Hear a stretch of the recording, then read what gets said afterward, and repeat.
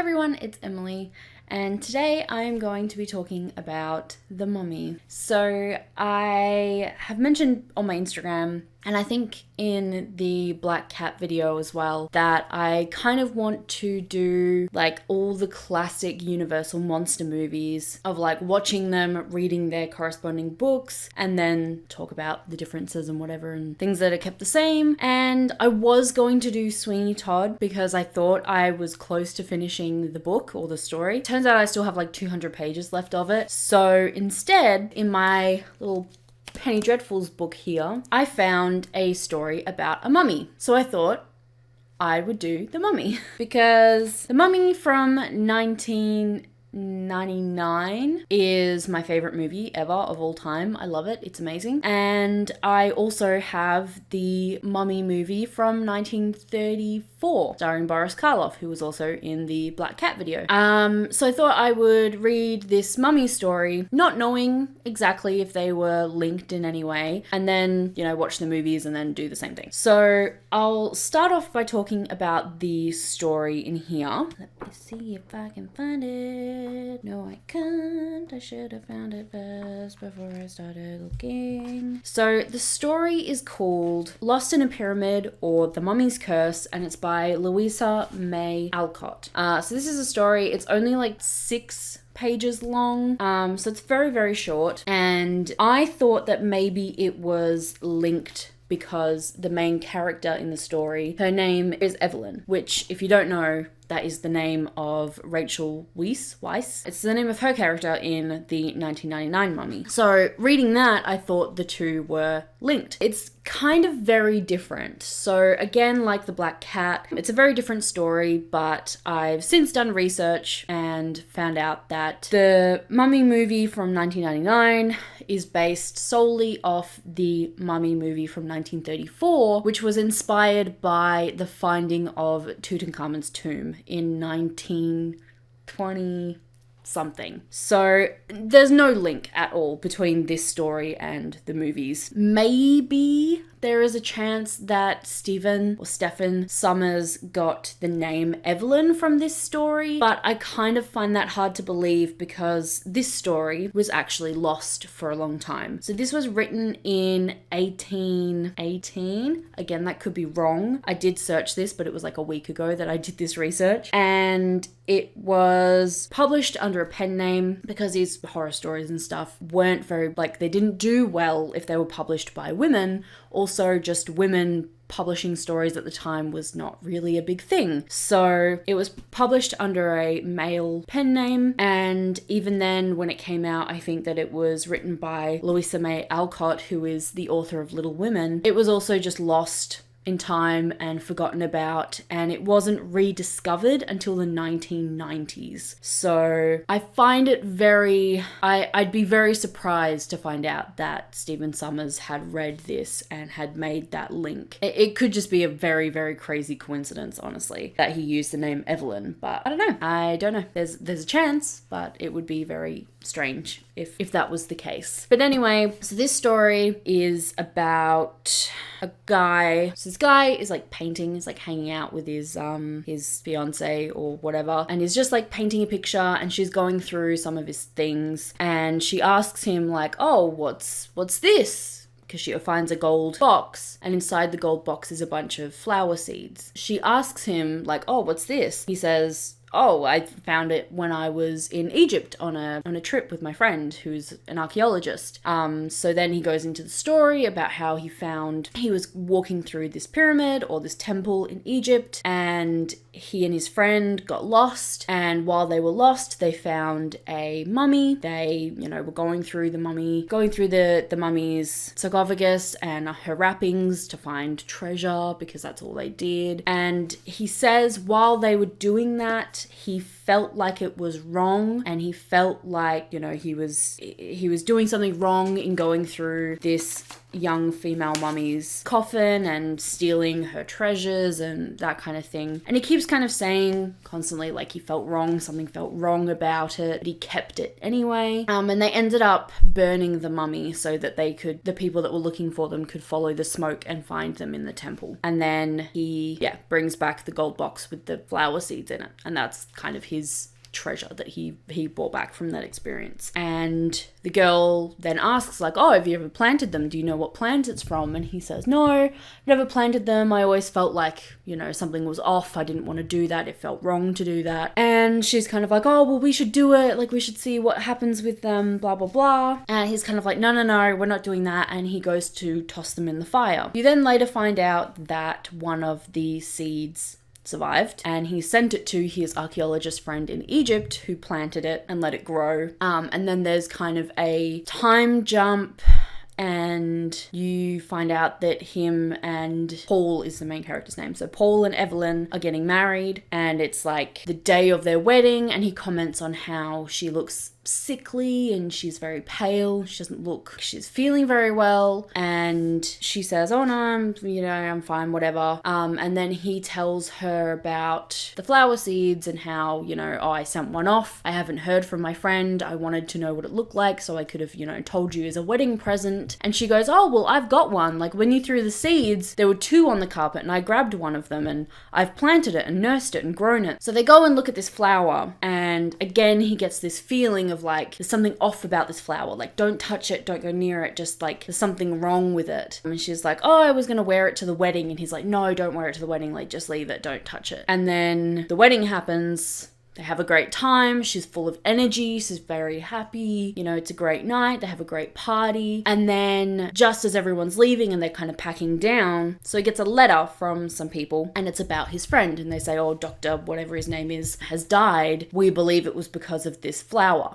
We believe it's this specific type of ancient Egyptian flower that sucks the life out of the people who plant it, and eventually, it slowly drains their kind of life force as the more that they care about the flower, and then eventually it will kind of give them a high, and then they die. So then he starts thinking about his wife, and he's like, oh shit, she, said she was going to wear the flower. Hopefully she didn't wear the flower. So she's like, he, goes to their room and he finds her and he's like, oh no, did you do the touch of the flower? And she's like passed out on the couch, and then he pulls her hair or her veil or something aside, and she has the flower like on her chest. So she did wear the flower, she just had it hidden. So she's dying, and it's because of this flower. So yeah, so she wasn't dead yet, so he was kind of with her as she died. And I don't know, I wasn't sure what to make of that story. Like, I guess you could see it as like, don't break into people's graves and steal their shit. But when I was searching it,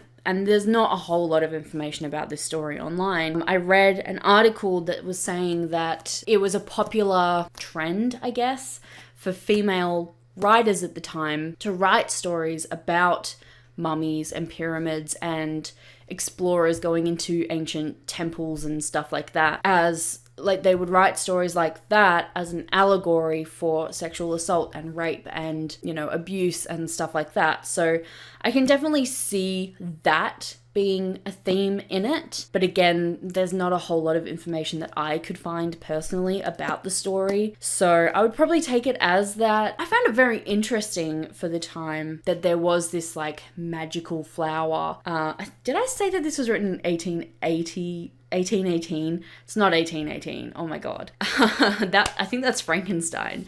This was written in the 1890s. But yeah, so it was very popular at the time for female writers to use adventure stories of people going into temples and then getting cursed, like mummy curse stories and stuff, as an allegory for assault. And I definitely see that. I definitely understand that. And I find that I think that is a really good way of them doing it. And at the time, I don't know if men would have picked up on that at the time. And that's probably why these stories kind of got into the horror category and, the more magical, fantastical type side of writing. But it was it's interesting to me that she kind of used this idea of like a magic flower that saps your life and, you know, that kind of thing. I don't think there's any of that in any of these other stories. It's all very kind of human horror, if that makes sense. You know, the human is the bad guy. It's the mind. It's the this. It's the that. I think this might be the only one in this book that has like a magical element to it. So I found that very interesting. It has nothing to do with the mummy story, except now that I'm thinking about it, maybe he did read this story, because the whole flower sapping the life of the people kind of thing is like in the 90s movie when Imhotep, to become whole again, he has to like sap the life out of the people who opened his tomb. So, I don't know, I'm seeing some connections now that I think about it. But anyway, let's talk about the 1934 movie. So I have my monster movies just in this big set. I'm just gonna hold up this postcard because I don't want to hold up my big like 8 movie box set thing the whole time, so I'll just hold up the postcard for the movie. Okay, so The Mummy starring Boris Karloff actually came out in 1932, so slightly off with my dates. I think I was thinking about The Black Cat too much because that came out in 1934, I think. In this movie, I have to try and like describe it in a way that is short. So in this movie, it starts off with 3 men in a temple.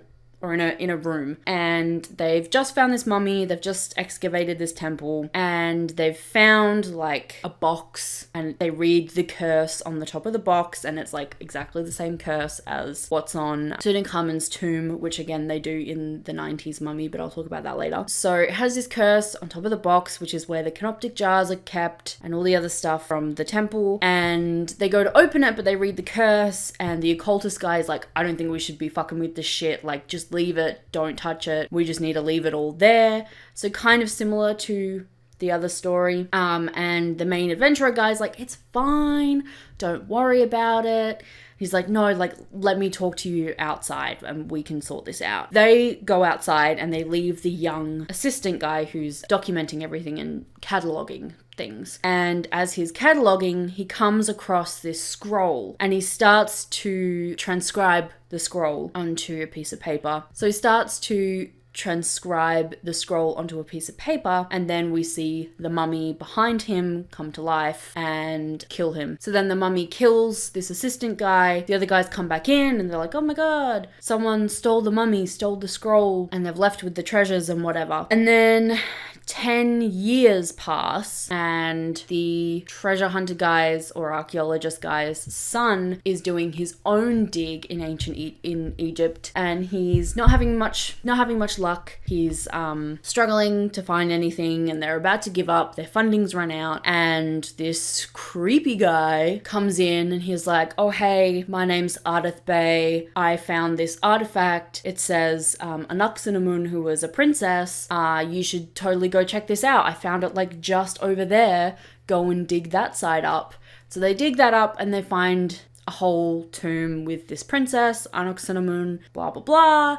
Then starts the story of Imhotep attempting to find the scroll again and to bring back Anaxinamun. And then there's this girl, Helen, who somehow gets dragged into it, who I guess is like the reincarnation of Anaxinamun.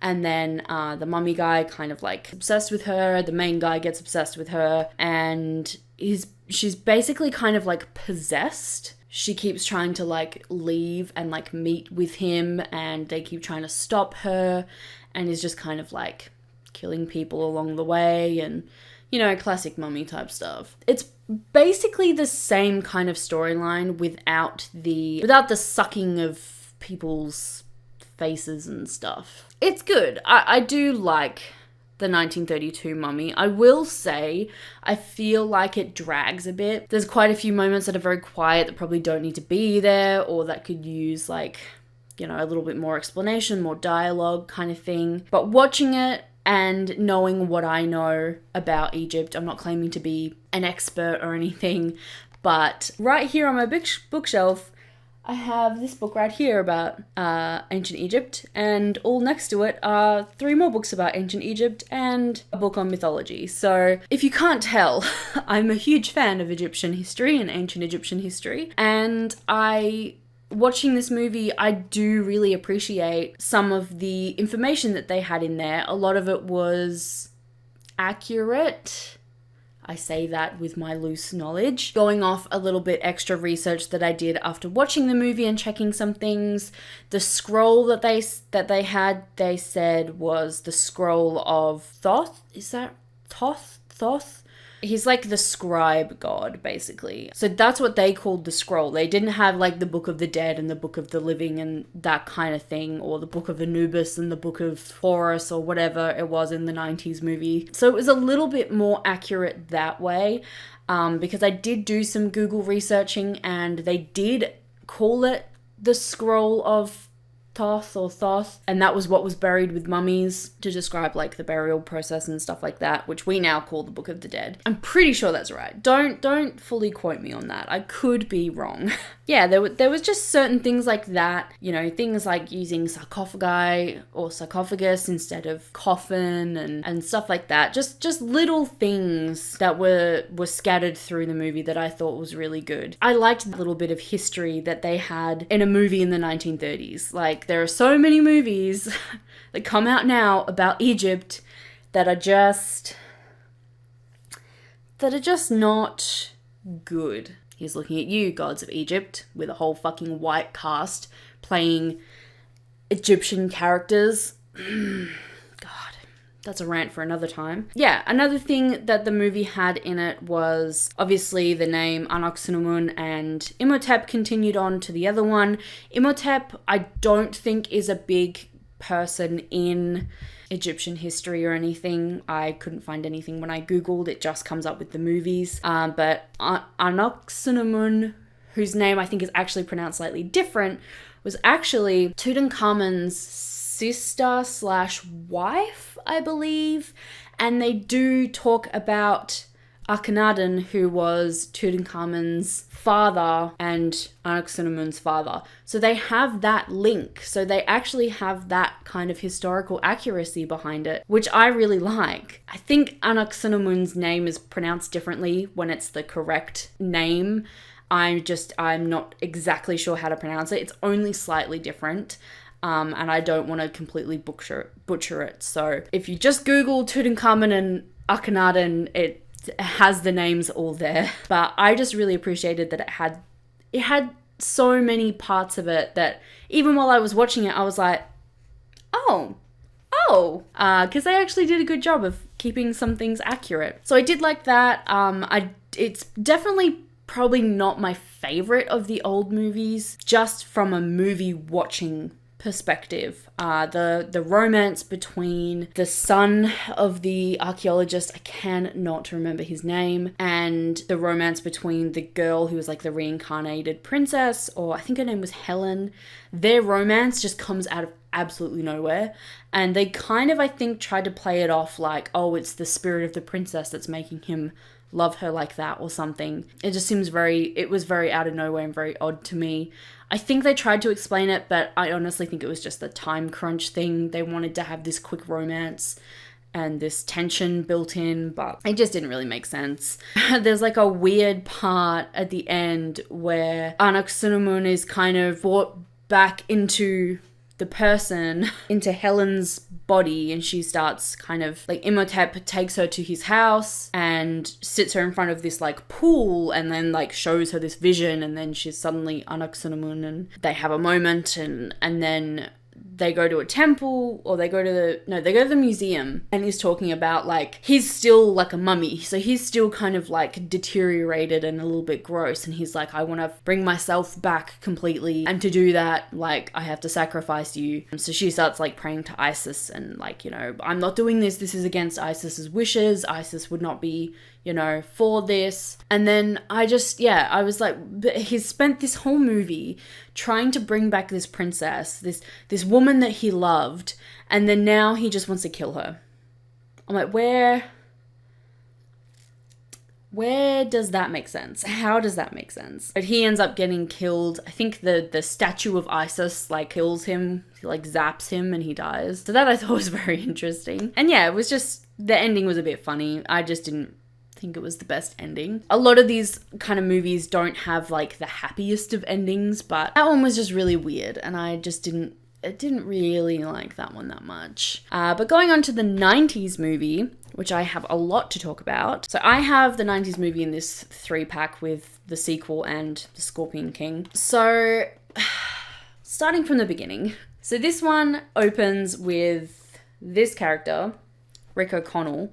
And he is part of the French Foreign Legion, I believe. And they are in the desert and they're fighting with these people. I don't know for sure in the start if it is the Magi or if it's someone else, but they're fighting with these people because they've stumbled upon this place called Hamanoptra, which is the burial place of Imhotep and is where Seti the First buried all of his treasure.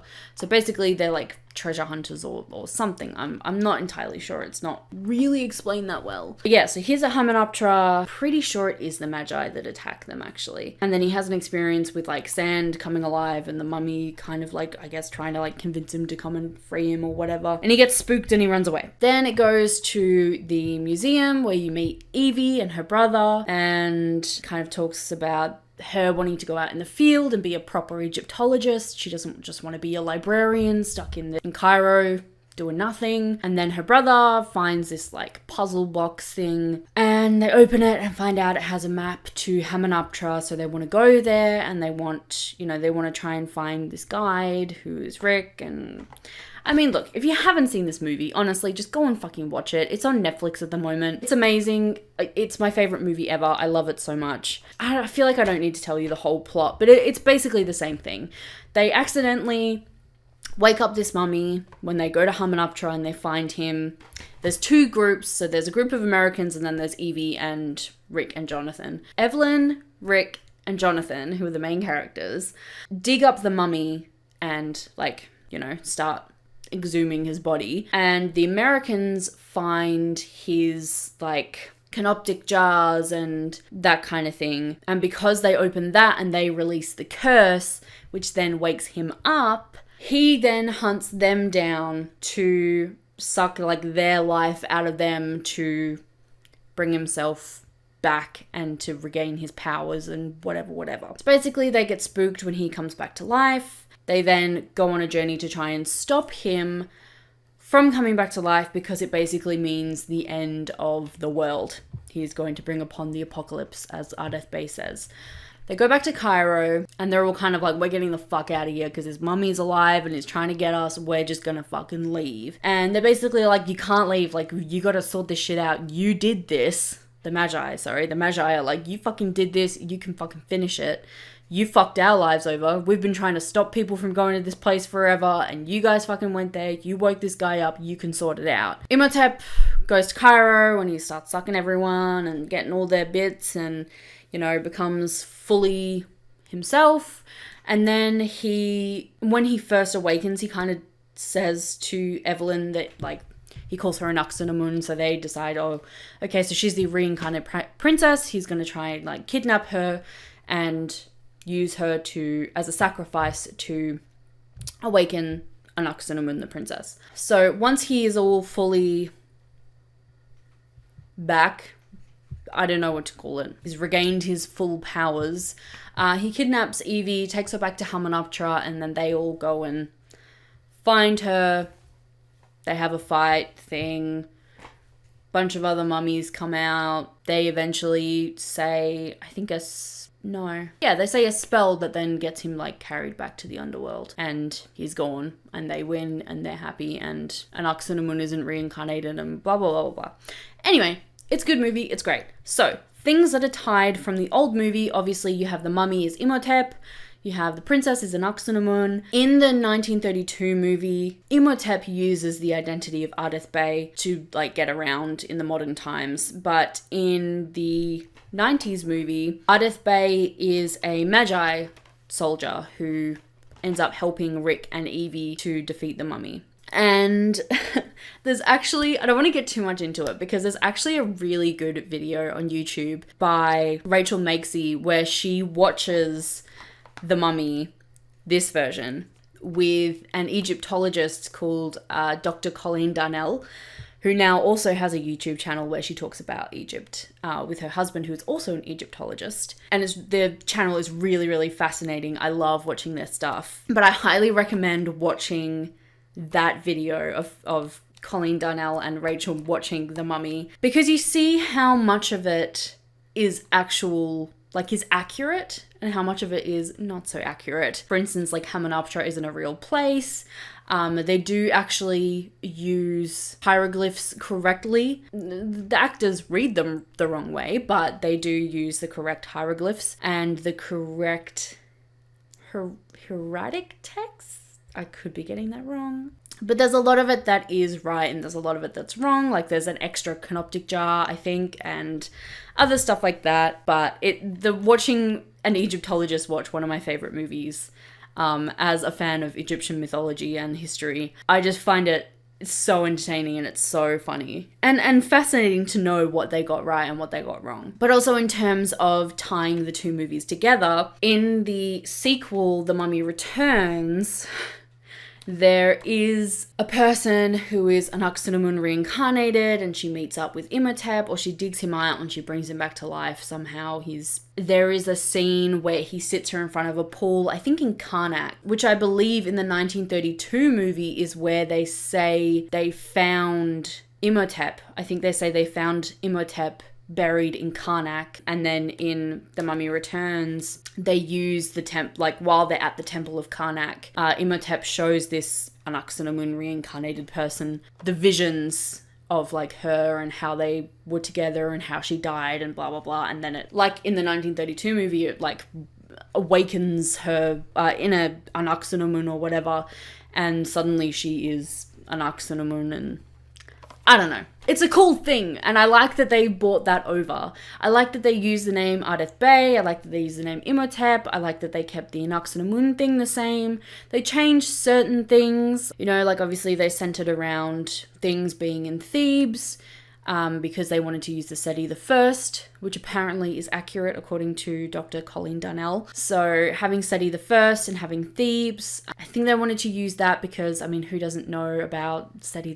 I and that kind of thing. So I think it was just the 90s movie, and the reason that there's so much that like isn't correct is just because they needed to sell it to people as like, it's Egypt, look, it's Egypt, oh my god, it's Egypt. This is the thing that you've heard about from Egypt, and we've got it in this movie. It doesn't come across as like fake or anything. I honestly think this is probably one of the better done movies set in Egypt, and I think Dr. Darnell agrees with that as well. There's definitely movies out there that don't do it very well. But yeah, this is one of my favorite movies of all time. If you haven't seen it, honestly, watch it. It's amazing. I love it. So in terms of these three stories being linked, obviously The Mummy from 1999 is very closely linked with The Mummy from 1932, and there is like, that's straight, you can Google it, it tells you it's a remake. It's, obviously made by Universal again. I think this took elements of the Mummy story from this book, but I don't have any evidence to prove that that is the case, and I don't have any other Mummy stories that I can read to back that up either. But the fact that the main character is the same name, is Evelyn, there's that kind of energy draining kind of thing. There's the, lost in the temple type thing and finding a mummy. I guess they're all kind of the same elements of Egyptian movies and stories and temples and explorers and that kind of thing. I don't know, I'd say it's loosely based on it. I feel like there's definitely elements, but it could just be elements of the genre. But I think of all of these, this is definitely my favorite one. When it comes to, I think, the kind of horror, more kind of disturbing, creepy side of it, I would probably go for the story, to be honest. I mean, this movie is old. It would have scared audiences in the 30s. Obviously now it doesn't. But the story just had a level of creepiness to it. The fact that it's just a flower. It seems so innocent. And, you're putting effort into making it grow and keeping it healthy, and at the same time it's draining it from you. I think that is a really creepy concept. And I think the author did that well. Another element I want to talk about in the 1930s movie is just the makeup. The makeup that was done on Boris Karloff in this movie when he is the mummy, it just looks so good and it holds up. Like when you watch it now, you still have that, wow, that's really creepy kind of feeling. And I mean, with this, obviously it's like a CGI monster thing, so it's not super scary, but both of these movies get approval from me. But honestly, the 90s one is better. If you guys know of any other mummy stories, please let me know because I would love to read them. I know Anne Rice has a mummy story, but I don't know of any other mummy stories. And by the sounds of it, it was quite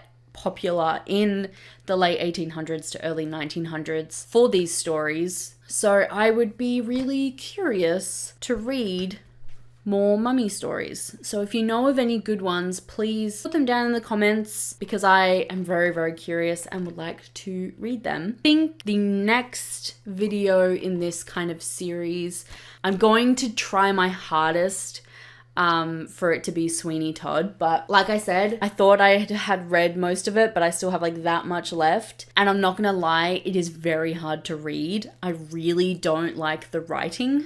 I struggled through what I have read of it, and I'm pretty sure I've read over 100 pages of it. And then after Sweeney Todd, I'm thinking I will do Frankenstein because I need to find copies of the Wolfman story. There is a story in here about werewolves, but it's not the one that I've researched and have found to be what this movie is based off. So I need to find werewolf stories that this movie is based on. And then I will compare the werewolf stories, this movie starring Lon Chaney Jr., and I will compare that to the Benicio del Toro movie of the same name, Wolfman, from, I think that was from 2009, they did that remake. So yeah, so next is Sweeney Todd, then Frankenstein, then the Wolfman. Hope that sounds like a good plan. It sounds like a good plan to me. I'm happy that I have a plan. But anyway, I hope you enjoyed this video. I hope it offered something to you at all. I don't know. I'm just having fun watching these movies and reading these stories and talking about them. Let me know if you've seen any of these versions of The Mummy or if you've read any stories. I would really like to know. Also, let me know what your favorite mummy movie is, whether it's the 1930s one or the 1990s one. And let me know any fun little facts about Egypt that you know. So yeah, hopefully you enjoyed this video. If you did, please like and subscribe. I would love to have you here. I do writing live streams 2 days a week on my channel, so Tuesday and Thursday at 8:30 p.m. West Australian time. I would love to have you there to join us and do some writing sprints. And I think that's it. So thank you so much for watching, and hopefully I will see you in my next one. Bye!